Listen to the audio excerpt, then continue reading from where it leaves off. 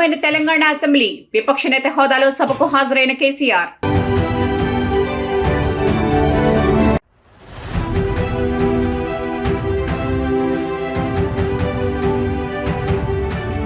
CM Chandrababu అధ్యక్షతన ప్రారంభమైన cabinet సమావేశం, పలు కీలక అంశాలపై చర్చ.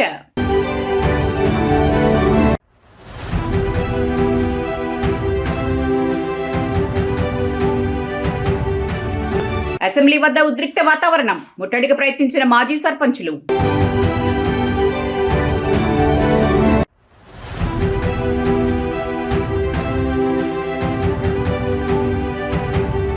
టాటా ఎర్నాకుళం ఎక్స్ప్రెస్ లో అగ్ని ప్రమాదం, B1, M2 AC బోగీలు పూర్తిగా దగ్ధం.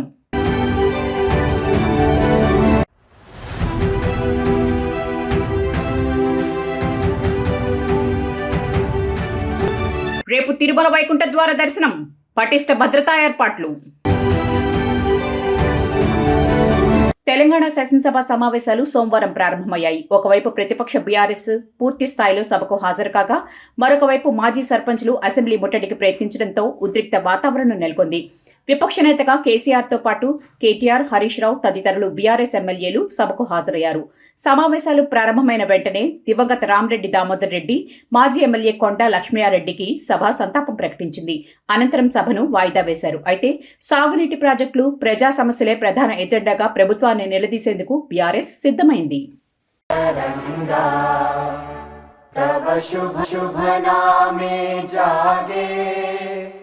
तव शुभ आशीष मांगे, गाहे तव जय गाथा, जन गण मंगलदायक जय हे भारत भाग्य विधाता, जय हे जय हे जय हे जय जय जय जय हे.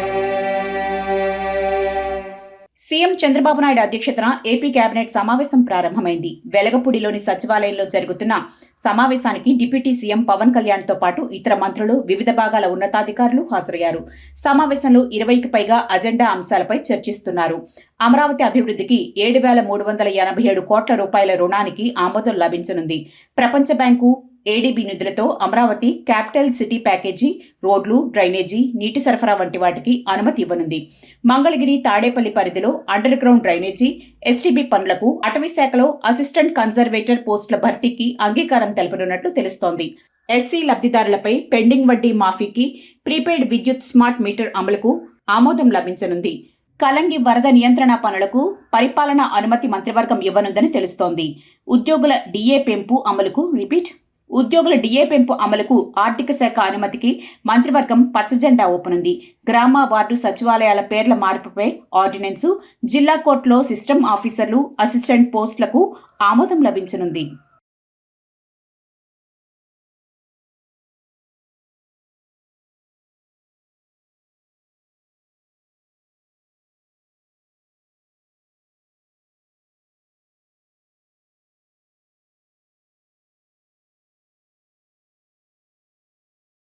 విశాఖపట్నం నుంచి ఎర్నాకుళం వెళ్తున్న టాటా ఎర్నాకుళం ఎక్స్ప్రెస్ గత అర్ధరాత్రి అగ్ని ప్రమాదానికి గురైంది. ఈ దుర్ఘటనలో ఒక వృద్ధుడు సజీవ దహనం కాగా, వందలాది మంది ప్రయాణికులు ప్రాణభయంతో వణికిపోయారు. రైలు విశాఖ జిల్లా దువ్వాడ దాటిన తర్వాత ఎలమంచలి సమీపంలో ఈ ప్రమాదం సంభవించింది. రైలు వేగాన్ని అందుకుంటున్న క్రమంలో నర్సింగ్పల్లి వద్ద B1 AC బోగి బ్రేకులు పట్టేయడంతో ఘర్షణ జరిగి నిప్పురవ్వలు ఎగసిపడ్డాయి. క్షణాల్లో ఆ మంటలు పక్కనే ఉన్న M2 బోగిలోకి కూడా వ్యాపించాయి. వెంటనే అప్రమత్తమైన లోకో పైలట్లు ఎలమంచలి స్టేషన్లో రైలును నిలిపివేసేలోపే ఆ బోగీలు పూర్తిగా దగ్ధమయ్యాయి. మంటలు, దట్టమైన పొగతో బోగిలి నిండా కార్బన్ మోనాక్సైడ్ నిండిపోయింది. ఏం జరుగుతుందో తెలియక ప్రయాణికులు ప్రాణభయంతో తలుపులు తన్నుకుంటూ బయటకు పరుగులు తీశారు. అనకాపల్లి, ఎలమంచిలి, నక్కపల్లి నుంచి అగ్నిమాపక యంత్రాలు వచ్చేసరికి 2 బోగీలు పూర్తిగా కాలి బూడిదయ్యాయి. ఈ క్రమంలోనే B1 బోగీలో ప్రయాణిస్తున్న 70 ఏళ్ల వృద్ధుడు బయటకు రాలేక మంటల్లో చిక్కుకుపోయి మరణించాడు. మృతుడిని విశాఖపట్నానికి చెందిన చంద్రశేఖర్ సుందర్గా గుర్తించారు. ప్రమాదం జరిగిన వెంటనే రైల్వే ఉన్నతాధికారులు రంగంలోకి దిగారు. సుమారు 2,000 మంది ప్రయాణికులు చలిలో స్టేషన్లో బిక్కుబిక్కుమంటూ గడిపారు. అధికారులు అంబులెన్స్లను రప్పించి క్షతగాత్రులను ఆసుపత్రికి తరలించారు.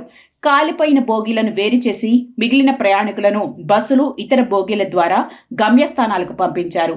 ఈ ఘటనతో విశాఖ విజయవాడ మార్గంలో రైళ్ల రాకపోకలు గంటల తరబడి నిలిచిపోయాయి.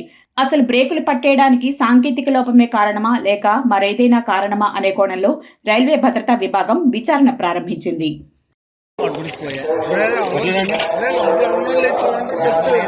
B1 M2 రెండు బోగిలు తగలడిపోతున్నాయి.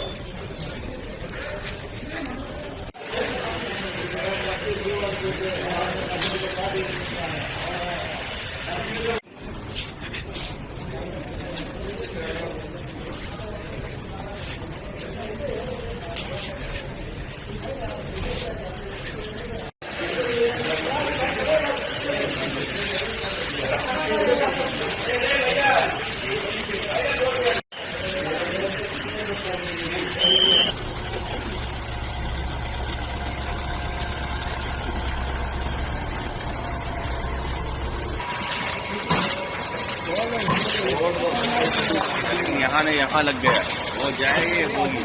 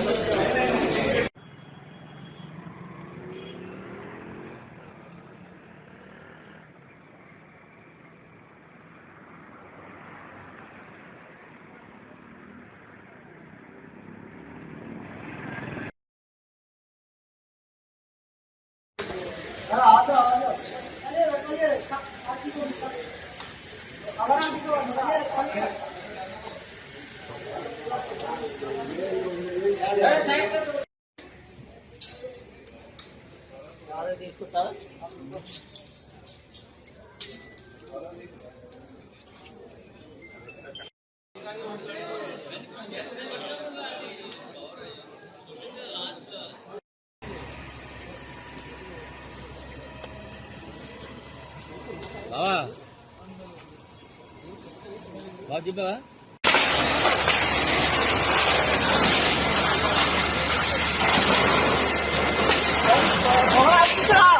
ఆఫ్ చేశారు. ఆఫ్ అయింది.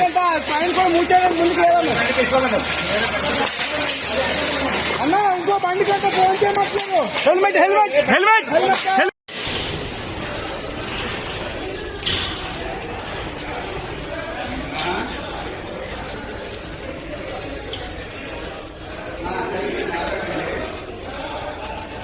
వైకుంఠ ఏకాదశి, ద్వాదశి పర్వదినాలను పురస్కరించుకుని తిరుమలలో భక్తుల భద్రత కోసం అన్ని ఏర్పాట్లు పూర్తి చేసినట్లు తిరుపతి జిల్లా ఎస్పీ సుబ్బారాయుడు తెలిపారు.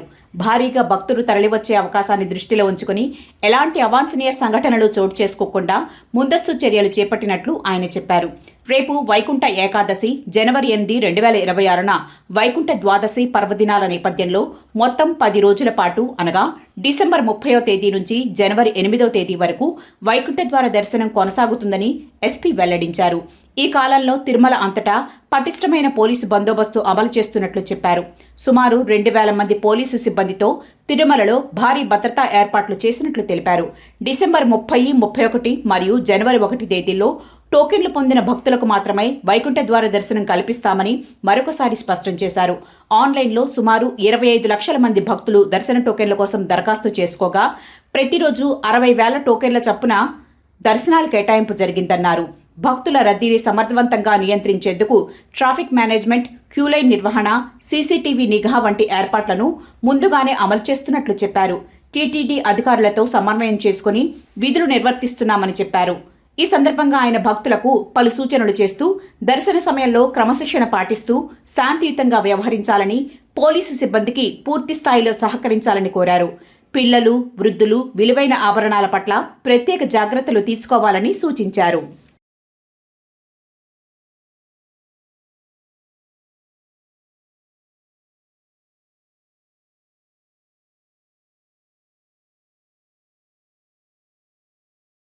తెలంగాణ అసెంబ్లీ సమావేశాల్లో భాగంగా బీఆర్ఎస్ ఎమ్మెల్యే పాడి కౌశిక్ రెడ్డి చేసిన వ్యాఖ్యలు తీవ్ర దుమారం రేపాయి. మేడిగడ్డ బ్యారేజ్ పిల్లర్లను బాంబులతో పేల్చినట్లు తన నియోజకవర్గంలో చెక్ డ్యాంలను కూడా బాంబులతో పేల్చివేశారని, ఈ అంశంపై విచారణ జరపాలని అసెంబ్లీలో బీఆర్ఎస్ ఎమ్మెల్యే పాడి కౌశిక్ రెడ్డి కోరారు. కరీంనగర్ జిల్లా తణుగుల చెక్ డ్యాం పేలుడును ఉదాహరణగా చూపుతూ ఆయన చేసిన ఈ వ్యాఖ్యలతో సభలో గందరగోళం నెలకొంది. కాంగ్రెస్ నాయకులు వాగ్వివాదానికి దిగగా, ఇక్కడ కూర్చుని చెప్పడం కాదు, ఘటనా స్థలానికి వెళ్దాం పదండి అంటూ కౌశిక్ కౌంటర్ అటాక్ ఇచ్చారు. ఈ మేరకు చెక్ డ్యాంల అంశాన్ని నోట్ చేసుకున్నట్లు మంత్రి సీతక్క సభలో స్పష్టం చేశారు. అధ్యక్ష, మొన్న నా నియోజకవర్గంలో చెక్ డ్యామ్ని రాఘవ కన్స్ట్రక్ట్ చేసింది. కాంట్రాక్టర్ తనుండే దాన్ని బాంబు పెట్టి పేల్చేయడం జరిగింది. ఎట్లయితే మేడిగడ్డను బాంబు పెట్టి పేల్చిండ్రో ఇవాళ తణుగుల చెక్ డ్యామ్ని కూడా బాంబు పెట్టి పేల్చిండ్రు. అది నేను చెప్పింది కాదు అధ్యక్ష, అది నేను చెప్పింది కాదు, ఏఈ గారే సభ్యులు చెప్పిన అంశాన్ని నోట్ చేసుకోవడం జరిగింది. కొత్త ప్రభాకర్ రెడ్డి గారు అధ్యక్ష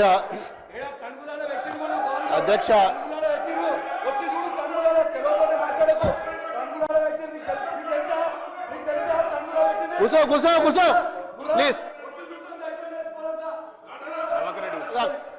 కూర్చొని మాట్లాడితే కాదు కదా, బరాబర్ పెట్టిరు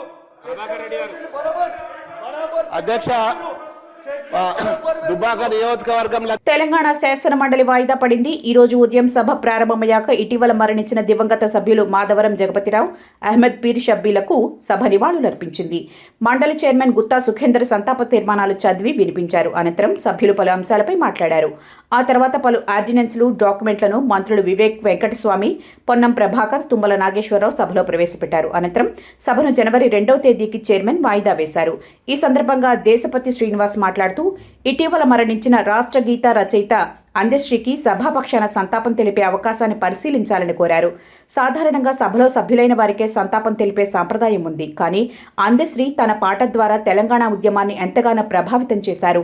ఆయన ఈ సభలో సభ్యులు కాకపోయినా విశేషమైన సందర్భంగా భావించి సభలో ఆయనకు సంతాపం తెలిపే అవకాశం పరిశీలించాలని సూచన చేశారు.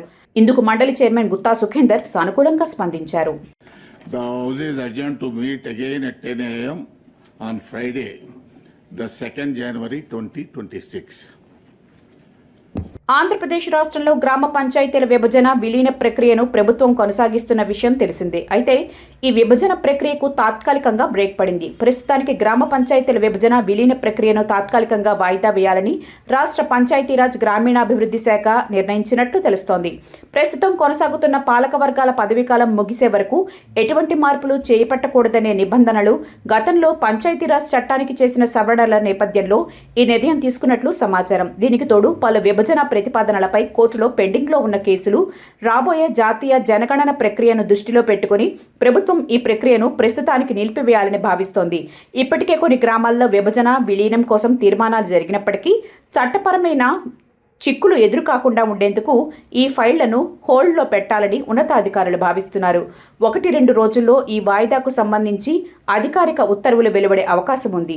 2026లో స్థానిక సంస్థల ఎన్నికలు జరగనున్న నేపథ్యంలో అప్పటి పరిస్థితులను బట్టి పునర్వ్యవస్థీకరణపై ప్రభుత్వం తుది నిర్ణయం తీసుకునే అవకాశం ఉంది.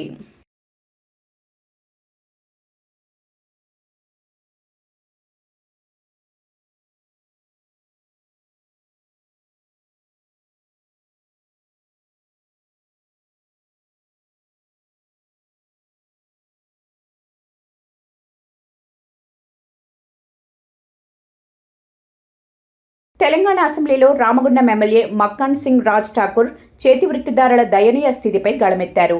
ఇతర రాష్ట్రాల నుండి, ముఖ్యంగా రాజస్థాన్ వంటి ప్రాంతాల నుండి వలసలు పెరగడం వల్ల స్థానిక స్వర్ణకారులు, వడ్రంగులకు ఉపాధి కరువైందని ఆయన ఆవేదన వ్యక్తం చేశారు.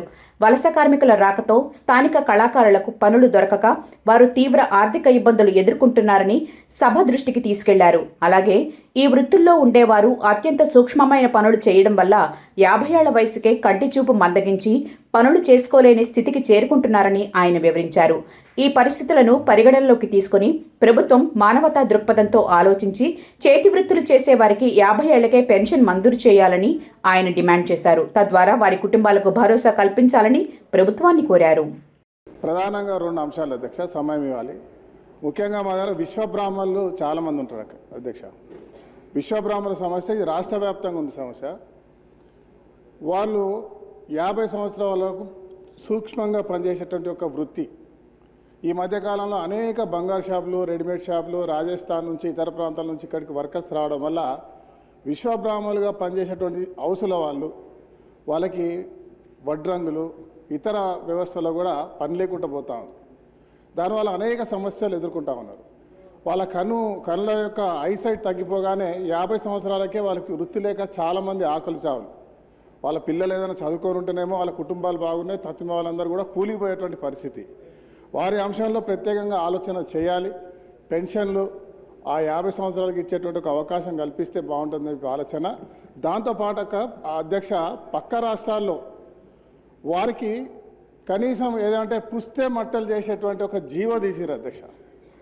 అలాంటి కార్యాచరణ మా రాష్ట్ర ప్రభుత్వం కూడా తీసుకొని ఇస్తే ఆ విశ్వబ్రాహ్మణులకు నిజమైనటువంటి ఒక జీవితాన్ని ఇచ్చినట్టు ఉంటుందని చెప్పి నేను కోరుతా ఉన్నా. పెండింగ్ లో ఉన్న బిల్లులను వెంటనే విడుదల చేయాలని డిమాండ్ చేస్తూ మాజీ సర్పంచులు తెలంగాణ అసెంబ్లీ ముందు ఆందోళనకు దిగారు. తమకు సంబంధించిన 531 కోట్ల రూపాయల బకాయిలను ప్రభుత్వం చెల్లించలేదని ఆరోపిస్తూ అసెంబ్లీని ముట్టడికి వారు ప్రయత్నించారు. ఈ క్రమంలోనే కొందరు అసెంబ్లీ వైపు మాజీ సర్పంచులు దూసుకెళ్లే ప్రయత్నం చేయగా పోలీసులు అడ్డుకున్నారు. దీంతో ఉద్రిక్త వాతావరణం చోటు చేసుకుంది. మాజీ సర్పంచులు పోలీసులకు మధ్య తోపులాటలో పలువురు గాయాల పాలైనట్లు తెలుస్తోంది. మాజీ సర్పంచులు పోలీసులకు మధ్య తోపులాటలో పలువురు గాయాల పాలైనట్లు తెలుస్తోంది. ఈ సందర్భంగా నిరసనకు దిగిన ప్రజాప్రతినిధులను పోలీసులు అరెస్ట్ చేసి వివిధ స్టేషన్లకు తరలించినట్లు తెలుస్తోంది. ఆందోళన నేపథ్యంలో పోలీసులు అప్రమత్తమయ్యారు. అసెంబ్లీ పరిసరాల్లో 3 అంచెల భద్రతను ఏర్పాటు చేసి భారీ సంఖ్యలో పోలీసు బలగాలను మోహరించారు. ముట్టడికి పిలుపునిచ్చిన మాజీ సర్పంచ్లను ఇప్పటికే ముందస్తుగా పోలీసులు అరెస్ట్ చేశారు.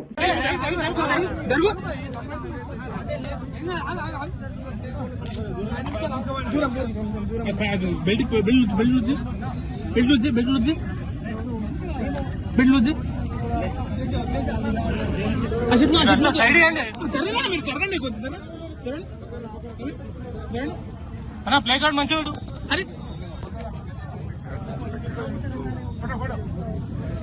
దూరం ప్లీజ్ దూరం తీసుకోండి.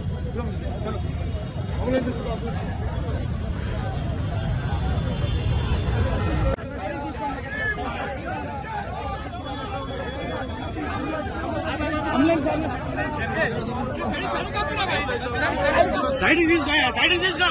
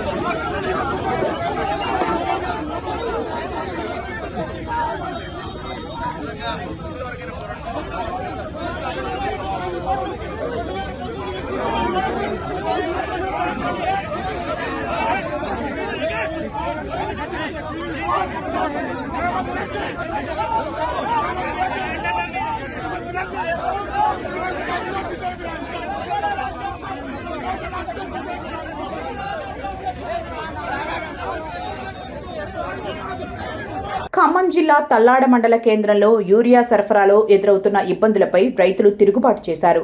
యూరియా పంపిణీ కోసం ప్రభుత్వం ప్రవేశపెట్టిన కొత్త ఆన్లైన్ యాప్ పద్ధతి తమకు శాపంగా మారిందని ఆగ్రహం వ్యక్తం చేస్తూ రైతులు పెద్ద ఎత్తున రోడ్డుపైకి వచ్చారు.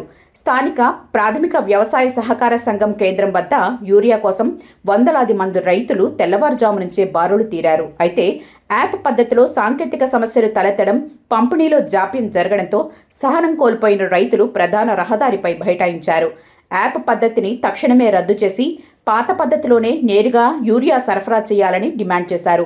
రైతుల ధర్నాతో కిలోమీటర్ల మేర ట్రాఫిక్ నిలిచిపోవడంతో ప్రయాణికులు తీవ్ర ఇబ్బందులు పడ్డారు. సమాచారం అందుకున్న పోలీసులు ఘటనా స్థలానికి చేరుకుని రైతులకు నచ్చచెప్పే ప్రయత్నం చేశారు.